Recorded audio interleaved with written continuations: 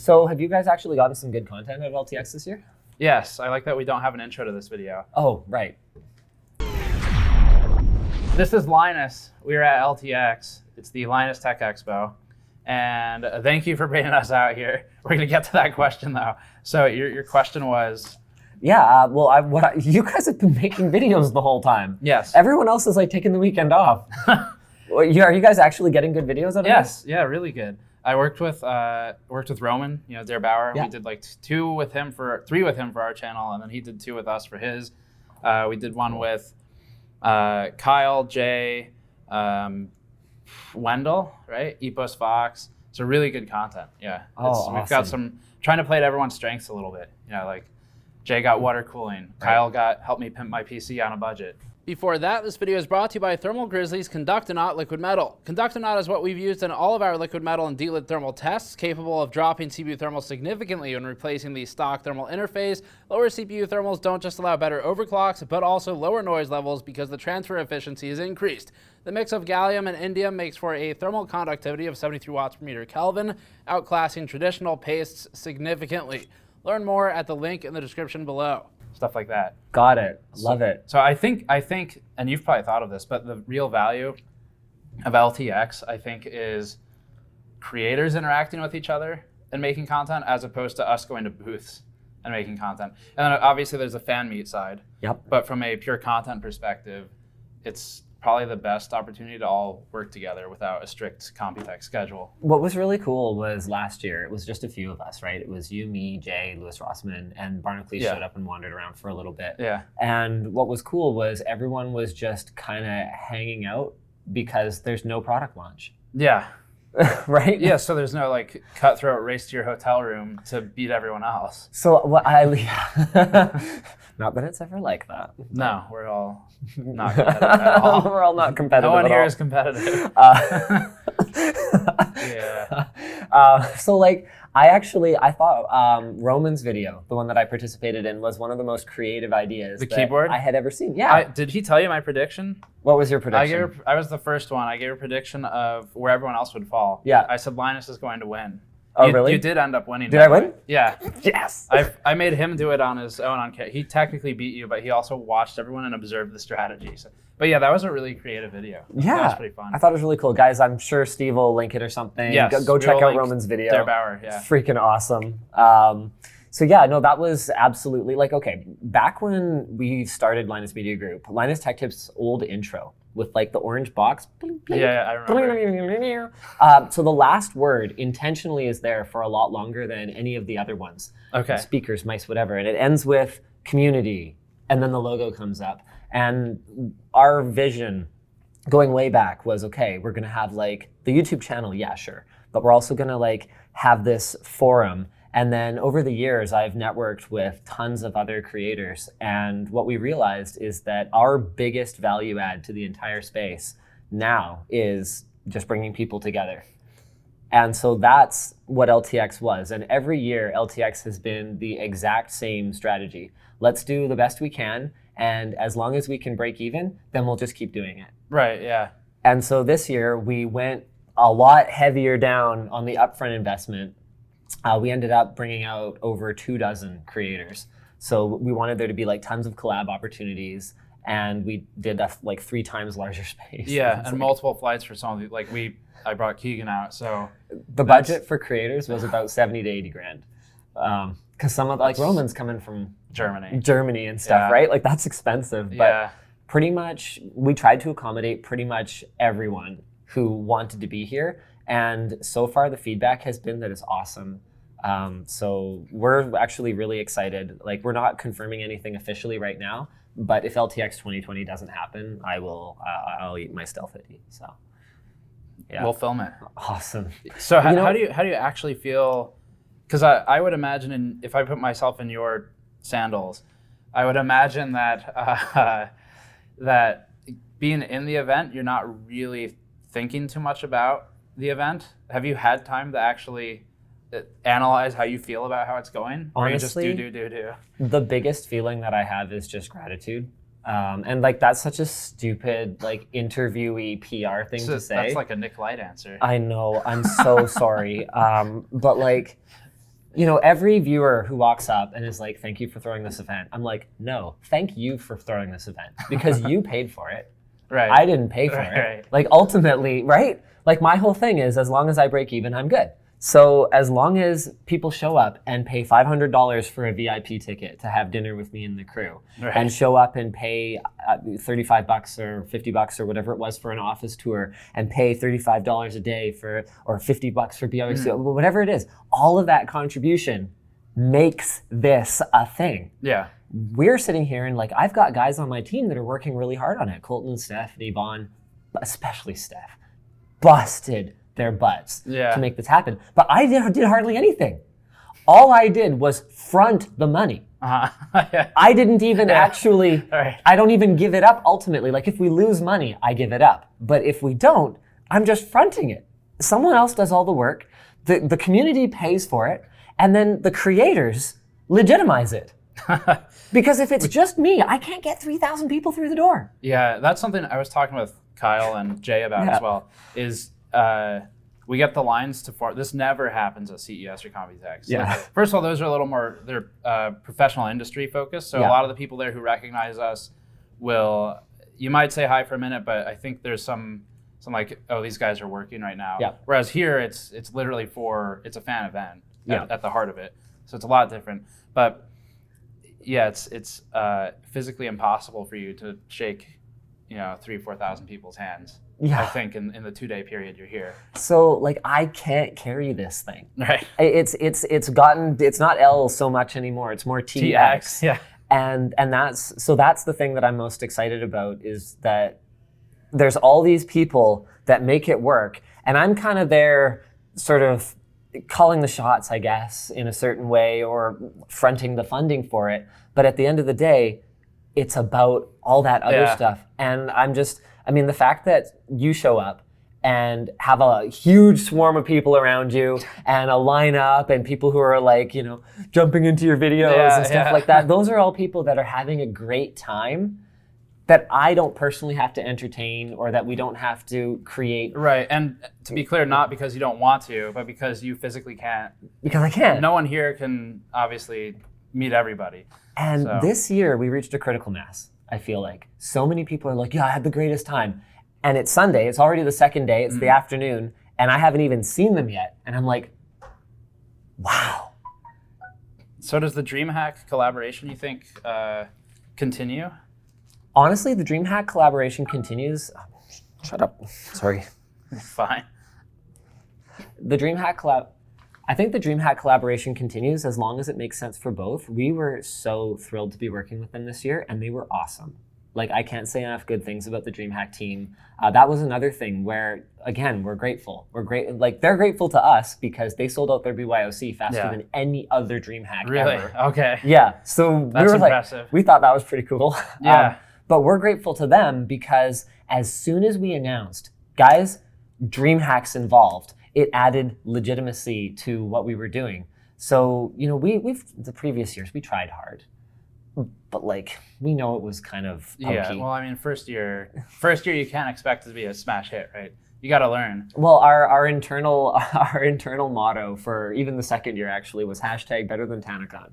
I remember that. That was all. That wasn't just internal. That ended up on the forums too. Oh, did it? All right. Yeah. Well, either way, this year my whole thing was I don't want it to look like a high school science fair, because that's what it looked like to me last year. I was like, no, we're just spend it. Just I don't care. I just do it. Just do it. Right. And so I forget what my point was, but bigger, better, more focused. Yeah. Bigger, better. Right. That critical mass. So we've kind of reached that critical mass where people are just coming out and just having fun, and actually I have nothing to do with it. That's cool. You're removing yourself a little too much there, but I do understand your point though. So how do you see the comparison to PAX, for example? Because I've spoken with multiple of the people here, the YouTubers, and everyone's drawing the comparison to PAX, where it feels like it's a technology-focused Penny Arcade Expo. Pacific Northwest.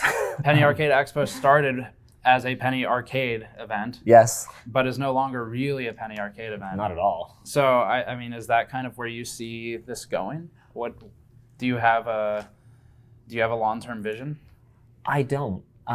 This year was kind of, I mean, honestly, so this we actually have not talked about externally. This year was kind of a make or break for us because we dumped a ton of money into it, and there were only two ways that it was going to go. It was either going to be a smash hit, and it was going to go really smoothly, and people were going to have a great time, and we could count on them to come back next year, or we were not going to do it again.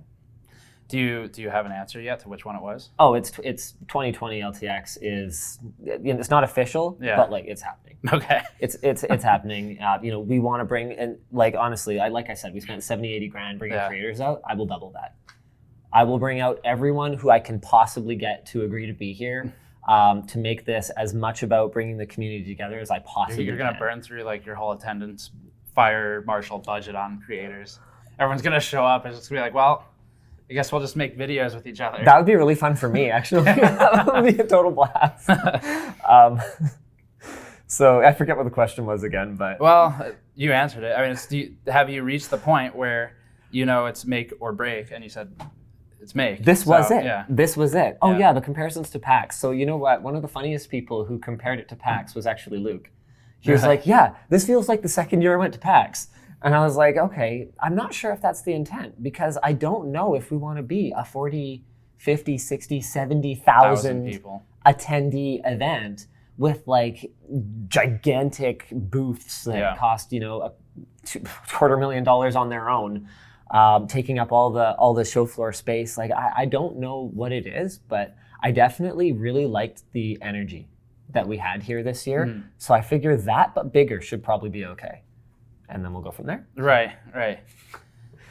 And we're talking, you've mentioned a lot about how you're stepping back from this one. Yeah. We had a conversation on the show floor about writers making more appearances in videos. Yeah. So when are you doing that? Yeah, I mentioned to you who's interviewing who now? I'm good with that.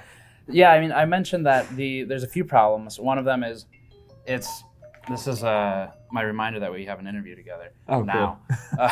So I mentioned that you don't really want your face on everything always because it is kind of exhausting. There's always that publication anxiety with certain types of reviews where you're like, if this is wrong, I'm the idiot. Right? I'm the face of the company. Yeah. I'm the brand. Which that can be kind of tiring to juggle. There's also just like having to be the one who's always in the studio when it's time to film. Like you have a pretty busy schedule is my understanding. Yes, all hours. It's tough. Yeah. And not having to be the one who has to be in that chair filming it every time, in some ways gives you more time to actually go back to the basics and like produce tinker the content and learn, right? Yeah. Which is nice to have. Yeah. It's amazing how much the original focus was always spend as much time learning about stuff as possible to improve the content depth.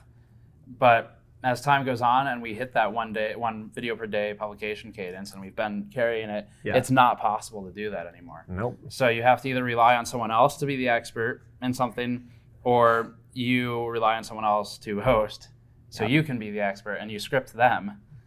And that's never going to work. Or they script themselves in the case of your writers. Right? And that's that's the formula that we've found works best. I mean, honestly, the biggest reason for it is because, I'm not gonna mince words. I enjoy I'm not gonna call it fame because it's not quite that. I can go to the grocery store and buy stuff and no one knows who the hell I am. But I definitely enjoy the notoriety. I enjoy being able to, when I'm in my, my safe space, LTX, right? I enjoy being able to go up on a stage and be like, let's make some noise. And people are like, ah! I'm like, it's cool. I love it. Like, I like being internet famous. But there's LMG is, again, it's more about the MG now than it is about the L. There's literally 24 people who work there who are not L. Right? And so if I get hit by a bus, or let's say I suffered some kind of critical illness or something, if something prevented me from being that front man anymore, do I want that band to break up? Right. And so my is it at a point where it carries itself? My mission statement since day zero has been inspired by Pinocchio, actually. Pinocchio. Yeah. So he's a wooden puppet, and he just has one dream, and that's all I was. I was just an absolute. So you want to be a real boy? I want to be a real company. So I want to be a real company. Yeah. And to me, a real company cannot fold the second that its CEO gets hit by a bus. Yeah, key man clause, right? That's right. That's what that is. Yeah. Exactly. And so I think we are at the point now where I've had these conversations internally. If LMG, if I were to die, and even Yvonne were to also go down on the same plane, I think they could keep it going. I think they could keep it going. It would be a bit of a struggle, but we've built systems. We've built talent. We've built a workflow. We've built infrastructure. We have a building. Like we have all these assets, and I would want them to keep it going. I think they could. So Alex has been making appearances. Anthony is like out of nowhere crowd favorite, right? Yeah. Everybody loves Anthony. Yeah, I'm pretty sure he's more popular than me at this point. Like, he's on his way. He was popular at the GPU booth. I saw him like signing, doing autographs, doing selfies. Yeah. He's a busy guy. I love that. Yeah. I love it because it's one of those things that, again, like my ego probably, people might feel like it couldn't get any bigger, but one of the things that makes my ego grow faster than anything else is people being famous by proxy. Yeah. Like this video? That to me is so cool. Like the fact that people can join like my band of merry men and all of a sudden be like internet superstars that are like signing autographs at an event like that. I'm like, that is so cool. You said 2 years, the magic number, you think, for that? For getting people on the screen? From the moment that you hire someone to the moment that they host a video entirely on their own with no intervention from you, I think 2 years is a minimum. To get people, because we were talking about this too, but the first reaction to any new person is, I hate that person. Everyone on my staff has gone through it, even Anthony. Luke, all of them. Anthony was one of the more recent ones. Luke was early, obviously. Yeah. So Anthony being more recent, did you talk with him or with Alex before those videos and say, this is the type of comment you're going to get the first time? Absolutely. So what is that training? So you got to remember too that 2 years is to slow boil the audience, right? So that they don't notice that someone went from appearing in an occasional B-roll shot, making a silly face, to all of a sudden hosting the entire damn video. Yeah. And when did that happen? No, he's just always been there, right? Yeah. So there's that part, but then there's also the slow boil for the talent because it's not easy putting yourself out there. Like the number of times that people have told me to, rip those earrings out of your ears, you effing the other F word, like your voice is annoying, whatever, like the amount of personal criticism that I've taken over the years is something that you have to kind of learn to shrug off. And it's a skill, yeah. Absolutely. I think I wasn't able to fully ignore a lot of that type of comment probably until 250, 300,000 subscribers. It takes time. Yeah, it takes years. And so if you start people out writing and having a credit and having an account on the forum where they interact with the community in a really safe place. And then from there, you go to them being in a B-roll shot occasionally and, people are still going to make comments. They're going to be like, oh, what an ugly face or whatever. Right, yeah. So, but not fingernails. Much. But not, fingernails. Yeah. Perfect example of that. Yeah. So people will make those little offhand remarks and it gets people used to it. And then as it happens, you can have these conversations with people. You can go like, hey, look, let's talk about some of those really negative comments. Let's talk about what small, petty people they are leaving that comment about that there. And let's talk about what I thought about what a job you did. And let's talk about, what the rest of the team thought about how good of a job you did. And so let's take that negativity, let's filter it down into what was actually valid and constructive. And then let's use that to keep improving. And then over time, that gives them more confidence as they take on a bigger role. So one of the important steps I left out is the sidekick step. So you've got just having a credit to appearing in the B-roll to WAN show appearance. WAN show appearance is really important because learning to talk naturally to the audience live without editing takes time. Yeah. And then also the sidekick in like a project. So being like the one to bounce ideas off of and building people up is really important. So one of the things that I've actually done a bad job of in the last 18 months is tearing myself down to build up the team. So that whole brand that I've kind of, if not built, absolutely allowed of me as the kind of the idiot who drops hardware and doesn't actually understand how this stuff works. Like all that stuff that I've allowed to happen, I think was a mistake because I think that you can build people up and be like, well, I defer to Anthony because he's the expert, without saying that I'm also an idiot. Yes, definitely. That's what we do. I have 2 guys on my team, Andrew, who does 3D modeling, Patrick does some programming work. When we have topics in those areas, I'll just pull them on camera because it's like, I'm not an expert here. I know the words, but Andrew is able to actually explain what they mean. And so building people up like that is a big part of building that relationship between them and the audience. And that's the big thing, is it's all about the relationship. YouTube, it's right there. YouTube, broadcast yourself, right? Like, it's about this interaction. Yeah. And so you have to kind of push it along. Yeah. So let's close out with. Are you going to do it? Dude. Are you stepping back? No, not anytime soon. But you're asking me about strategies. We have a key man clause. Actually, we don't, but we basically do. In that if I die, everybody loses their job. So sorry, Keegan, but that's how it works right now. So no one else has any of the passwords. Right. No one knows any of the processes. So that's it. But I would like to get. We've had Andrew hosting some. I'd like to get some of our guys hosting more videos or co-hosting them. Right. Co-hosting is completely fine with me because the problem is it's just some days I go in and content quality can suffer if I'm making a video because I have to.